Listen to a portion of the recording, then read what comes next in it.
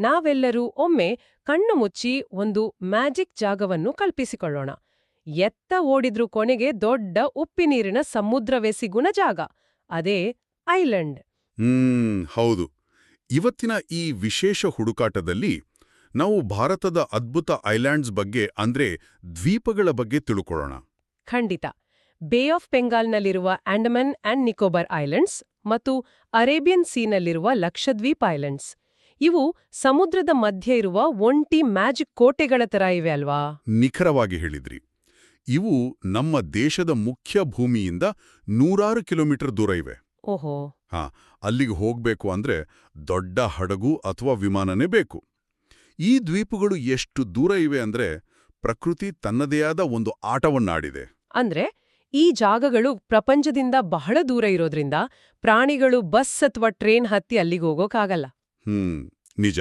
ಹಾಗಾಗಿ ಅಲ್ಲೇ ಹುಟ್ಟಿದ ಪ್ರಾಣಿಗಳು ಸಾವಿರಾರು ವರ್ಷಗಳಿಂದ ಆ ದ್ವೀಪದಲ್ಲೇ ಉಳಿದುಕೊಂಡಿವೆ, ಸರಿನಾ? ಹೌದು. ಈ ರೀತಿ ಪ್ರಪಂಚದಿಂದ ಬೇರೆಯಾಗಿರೋದ್ರಿಂದ ಅಲ್ಲಿ ಅದ್ಭುತವಾದ ಬಯೋಡೈವರ್ಸಿಟಿ ಸೃಷ್ಟಿಯಾಗಿದೆ. ಮತ್ತೆ ಅಲ್ಲಿನ ತುಂಬಾ ಪ್ರಾಣಿಗಳು ಎಂಡೆಮಿಕ್ ಆಗಿರ್ತವೆ. ಎಂಡೆಮಿಕ್ ಅಂದ್ರೆ? ಎಂಡೆಮಿಕ್ ಅಂದ್ರೆ ಇಡೀ ಪ್ರಪಂಚದಲ್ಲಿ ಕೇವಲ ಆ ಒಂದೇ ಜಾಗದಲ್ಲಿ ಮಾತ್ರ ಅವು ಸಿಗ್ತವೆ, ಬೇರೆಲ್ಲೂ ಸಿಗುದಿಲ್ಲ. ವಾವ್, ಕೇವಲ ಅಲ್ಲಿ ಮಾತ್ರನಾ? ಖಂಡಿತ. ಉದಾಹರಣೆಗೆ ಅಂಡಮಾನ್ ಹಾರ್ನ್ಬಿಲ್ ಮತ್ತು ಅಂಡಮಾನ್ ವುಡ್ ಪಿಜನ್ ಅಂತ ವಿಶೇಷ ಪಕ್ಷಿಗಳು ಇವೆ. ಇದು ನಮ್ಮ ಕರ್ನಾಟಕದ ಚೆನ್ನಪಟ್ಟಣದ ಬೊಂಬೆಗಳ ತರಹ ಇದೆ. ಹೇಗೆ ಅಂತ ಅಂದ್ರೆ ಆ ಸ್ಪೆಸಿಫಿಕ್ ಮರದ ಬೊಂಬೆಗಳು ಅಲ್ಲಿ ಮಾತ್ರ ಸಿಗುವ ಹಾಗೆ ಈ ಪ್ರಾಣಿಗಳು ಆ ಐಲ್ಯಾಂಡ್ ಬಿಟ್ರೆ ಇಡೀ ಪ್ರಪಂಚದಲ್ಲಿ ಎಲ್ಲೂ ಸಿಗುವುದಿಲ್ಲ. ಸೂಪರ್ ಹೋಲಿಕೆ. ಒಂದು ವೇಳೆ ಅವು ಆ ಜಾಗದಲ್ಲಿ ಕಣ್ಮರೆಯಾದ್ರೆ ಭೂಮಿಯ ಮೇಲಿಂದಾನೇ ಮಾಯವಾಗ್ಬಿಡ್ತವೆ. ಅಯ್ಯೋ, ಇದು ತುಂಬಾ ಗಂಭೀರವಾದ ವಿಷಯ. ಹೌದು. ಕೇವಲ ಪಕ್ಷಿಗಳಲ್ಲ, ಅಲ್ಲಿನ ಮರಗಳಿಗೂ ಬದುಕಿ ಉಳಿಯಲು ಒಂದು ರೀತಿಯ ಸೂಪರ್ ಪವರ್ ಬೇಕಾಗತ್ತೆ. ಮರಗಳಿಗೆ ಸೂಪರ್ ಪವರಾ?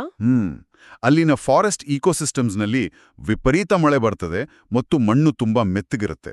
ಒಂದ್ ನಿಮಿಷ, ಮಣ್ಣಷ್ಟು ಮೆತ್ತದಿದ್ರೆ ಸಮುದ್ರದ ಕಡೆಯಿಂದ ದೊಡ್ಡ ಬಿರುಗಾಳಿ ಬಂದಾಗ ಆ ದೊಡ್ಡ ಮರಗಳು ಸುಲಭವಾಗಿ ಕೆಳಗೆ ಬೀಳಲ್ವಾ? ಒಳ್ಳೆಯ ಪ್ರಶ್ನೆ.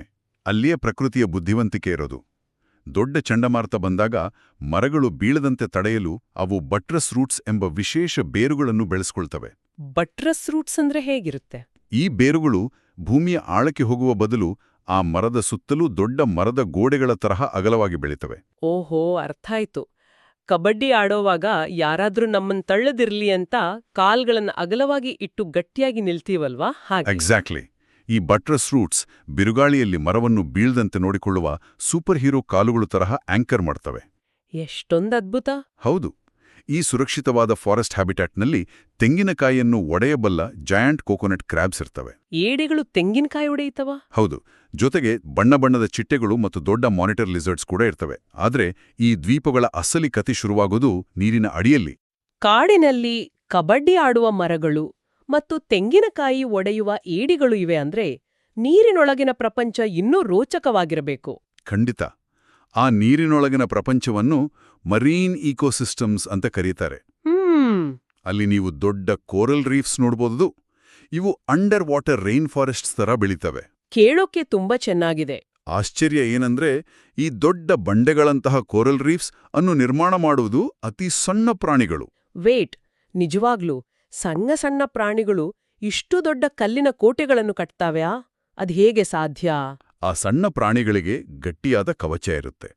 ನೂರಾರು ವರ್ಷಗಳ ಕಾಲ ಲಕ್ಷಾಂತರ ಪ್ರಾಣಿಗಳು ಒಂದರ ಮೇನೊಂದು ಸೇರ್ತಾ ಹೋದಾಗ ಅವುಗಳ ಕವಚಗಳು ಸೇರಿ ಈ ದೊಡ್ಡ ಕೋರಲ್ ರೀಫ್ಸ್ ಆಗ್ತವೆ. ವಾವ್! ಸಣ್ಣ ಪ್ರಾಣಿಗಳ ಸೇರಿ ಇಷ್ಟು ದೊಡ್ಡ ನಗರ ಕಟ್ತಾವೆ ಅಂದ್ರೆ ಇವು ನೀರಿನೊಳಗಿನ ಪುಟಾಣಿ ಲೆಗೋ ಬಿಲ್ಡರ್ಸ್ ಇದ್ದ ಹಾಗೆ. ಹೌದು.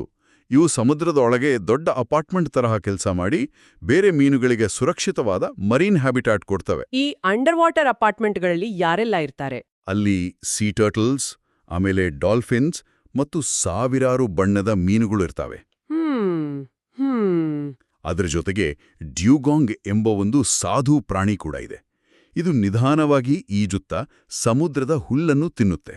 ಸಮುದ್ರದ ಹುಲ್ಲು ತಿನ್ನುವ ಸಾಧು ಪ್ರಾಣಿ ಕೇಳೋಕೆ ತುಂಬಾ ಮುದ್ದಾಗಿದೆ. ವಿಶೇಷ ಎಂದರೆ ಈ ಡ್ಯೂಗಾಂಗ್ ಅಂಡಮಾನ್ ಅಂಡ್ ನಿಕೋಬಾರ್ ಐಲ್ಯಾಂಡ್ಸ್ನ ರಾಜ್ಯ ಪ್ರಾಣಿ ಕೂಡ ಹೌದು. ಎಷ್ಟು ಹೊಸ ವಿಷಯಗಳಲ್ವಾ?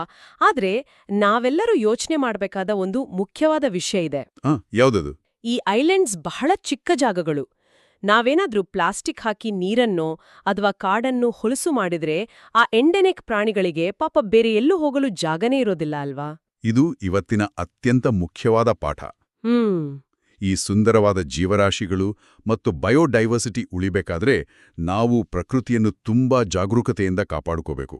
ಅವುಗಳಿಗೆ ಆ ಐಲ್ಯಾಂಡ್ ಬಿಟ್ರೆ ಬೇರೆ ಮನೆಯಿಲ್ಲ. ಖಂಡಿತ. ಪ್ರಕೃತಿಯನ್ನು ರಕ್ಷಿಸುವುದು ನಮ್ಮೆಲ್ಲರ ಜವಾಬ್ದಾರಿ. ನಿಜ. ನಮ್ಮ ತಪ್ಪುಗಳಿಂದ ಆ ಮುಗ್ಧ ಪ್ರಾಣಿಗಳ ಮನೆ ಹಾಳಾಗ್ಬಾರ್ದು. ಸರಿ, ನಾವು ಇವತ್ತಿನ ಈ ಅಧ್ಯಾಯ ಮುಗಿಸುವ ಮುನ್ನ ಒಂದು ಆಸಕ್ತಿದಾಯಕ ಯೋಚನೆ ಮಾಡೋಣ. ಹೇಳಿ. ಉಪ್ಪು ನೀರಿನ ಸಮುದ್ರದ ಮಧ್ಯೆ ಇರುವ ಕಾಡುಗಳಲ್ಲಿ ಸಾವಿರಾರು ವರ್ಷಗಳಿಂದ ಯಾರಿಗೂ ಕಾಣದಂತೆ ಇಷ್ಟು ವಿಶೇಷ ಪ್ರಾಣಿಗಳು ಬೆಳೆದಿವೆ. ಹೌದು. ಹಾಗಾದ್ರೆ ಇಂದಿಗೂ ಆ ದಟ್ಟವಾದ ಕಾಡುಗಳ ಮಧ್ಯೆ ಅಥವಾ ಸಮುದ್ರದ ಆಳದಲ್ಲಿ ಮನುಷ್ಯರು ಇದುವರೆಗೂ ನೋಡೇ ಇರುದಂಥ ಇನ್ನು ಯಾವ ಹೊಸ ವಿಚಿತ್ರ ಪ್ರಾಣಿಗಳು ಅಡಗಿರಬಹುದು ಅಲ್ವಾ? ಅರೆ, ರೋಮಾಂಚನವಾಗುತ್ತೆ ಯೋಚನೆ ಮಾಡಿದ್ರೆ. ರಹಸ್ಯಗಳು ಇನ್ನೂ ಮುಗಿದಿಲ್ಲ.